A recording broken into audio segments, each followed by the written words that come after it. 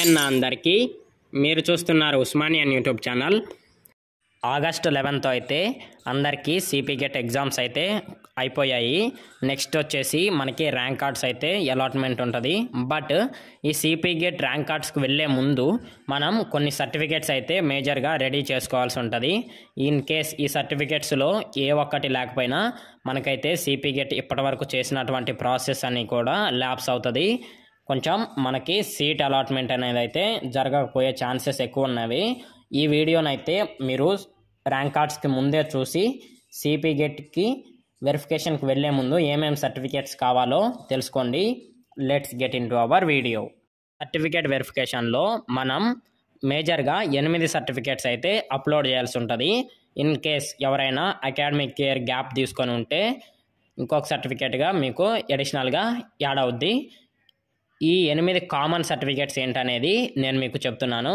మీకు ఒకసారి స్క్రీన్ మీద ఇమేజ్ కూడా డిస్ప్లే చేస్తున్నాను, చూడండి. ఫస్ట్ సర్టిఫికేట్ వచ్చేసి ఎస్ఎస్సి మెమో. మీరు 10th class certificate original memo మీ దగ్గర ఉండాలి. అలాగే జేపీజీ ఫార్మాట్ అది ఏ ఫార్మాట్ అయినా క్లారిటీగా ఒరిజినల్ సర్టిఫికేట్ అయితే ఉండాలి. ఓకేనా. సెకండ్ స్టెప్ వచ్చేసి ఇంటర్ మెమో. మీ దగ్గర ఇంటర్ ఒరిజినల్ మెమో ఉండాలి. ఇది కూడా మీకు క్లారిటీగా ఎటువంటి స్క్రాచెస్ ఎటువంటి తప్పులు లేకుండా ఉండేటట్లు చూసుకోండి.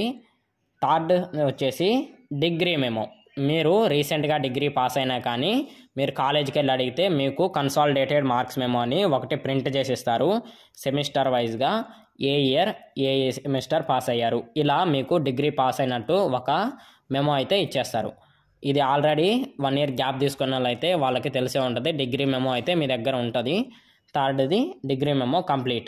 ఫోర్త్ వచ్చేసి ప్రొవిజనల్ సర్టిఫికేట్.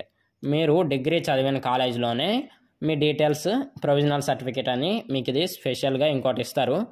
ఏంటంటే మీరు ఈ ఇయర్ నుండి ఈ ఇయర్ వరకు ఈ కాలేజీలో చదివారు, ఇంత పర్సంటేజ్తో బయటికి వెళ్ళారు, పాస్డ్ అవుట్ అయిన క్యాండిడేట్ అని మీకు ప్రూఫ్ అనమాట ఈ ప్రొవిజనల్ సర్టిఫికేట్. ఓకేనా. ఫిఫ్త్ సర్టిఫికేట్ వచ్చేసి క్యాస్ట్ సర్టిఫికేట్.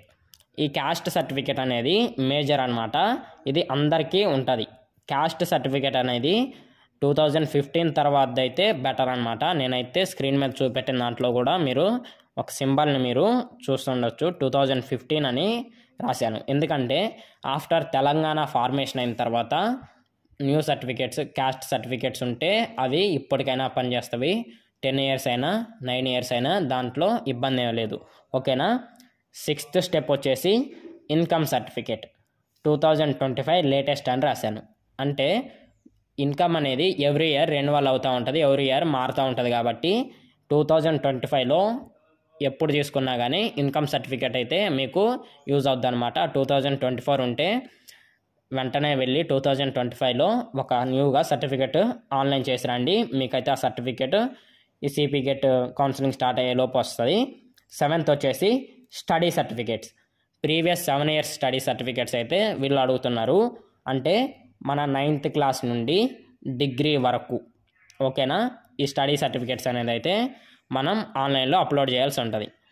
9th క్లాస్ నుండి డిగ్రీ వరకు, 9th 10th inter first year, inter second year, degree first year, second year, degree final year. ఓకేనా. ఇవి ప్రీవియస్ 7 years స్టడీ సర్టిఫికేట్స్ అయితే మీరు కావాల్సి ఉంటుంది. 8th సర్టిఫికేట్ వచ్చేసి టీసీ. మీరు డిగ్రీ చదివినటువంటి కాలేజ్లో డిగ్రీ అయిపోయిన వెంటనే ట్రాన్స్ఫర్ సర్టిఫికేట్ అనేది అయితే ఇస్తారు. మీకు ఇది ఐడియా ఉంటుంది. ఎక్స్ప్లెనేషన్ కూడా నేను అవసరం లేదనుకుంటున్నాను.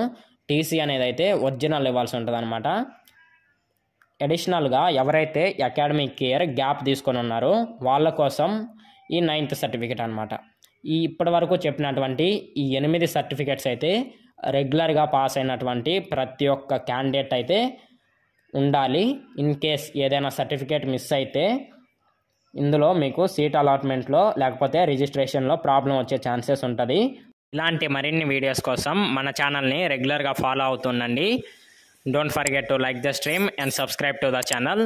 Thank you for watching.